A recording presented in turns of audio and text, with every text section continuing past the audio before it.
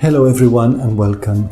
My name is Fernando Florido and I'm a GP in the United Kingdom. With today's episode, I'm continuing with the series on the monthly NICE News Bulletin, which includes any new guidance published in that month, as well as any updates also in that particular month to already published guidelines. However, I will only address guidance which is relevant to primary care.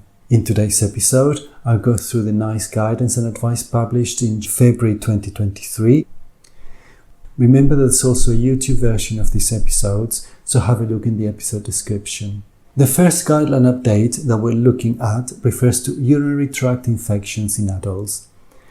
And the new quality statements are: Statement 1. Women aged under 65 years of age are diagnosed with a UTI if they have 2 or more key urinary symptoms and no other excluding causes or warning signs.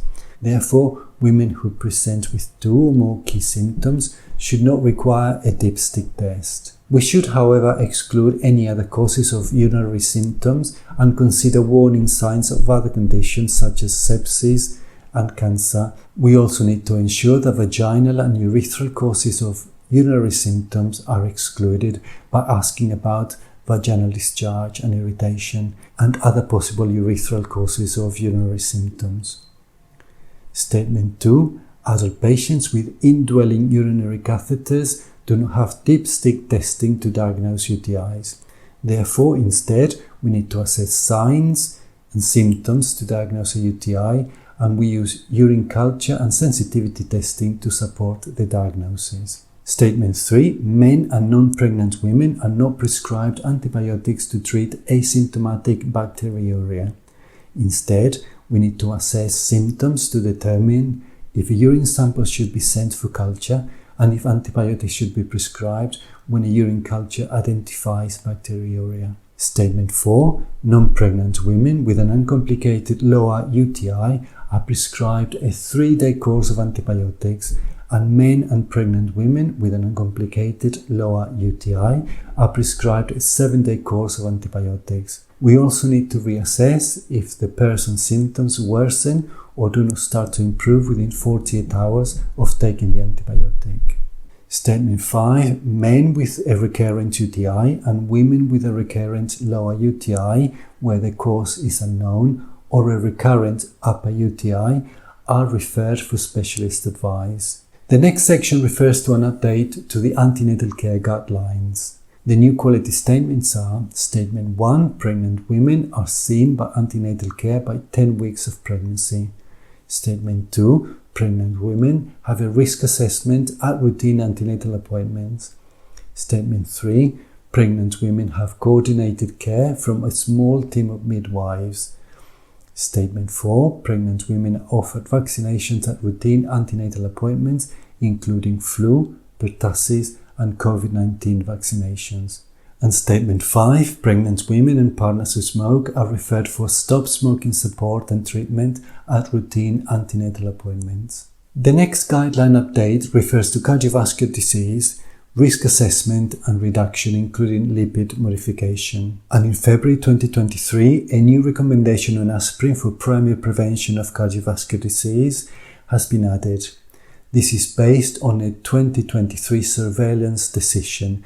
The results of this evidence strongly suggests that the benefit from aspirin for primary prevention is very closely balanced or outweighed by the increased risk of bleeds. So the overall decision is that we should not routinely offer the use of aspirin for primary prevention of cardiovascular disease. And finally, there was a brand new guideline published for the first time this month in respect of the monitoring and management of Barrett's esophagus and stage 1 adenocarcinoma of the esophagus. The recommendations are that 1. We will follow the recommendation for gastroesophageal reflux disease to achieve symptom control. 2. We will not offer aspirin to patients with Barrett's esophagus to prevent progression to esophageal dysplasia and cancer. Number 3, we will discuss the benefits and risks of endoscopic surveillance with a person diagnosed with Barrett's esophagus. Number 4, patients will be offered endoscopic surveillance with biopsies every 2 to 3 years to people with long segment, that is 3 centimeters or longer,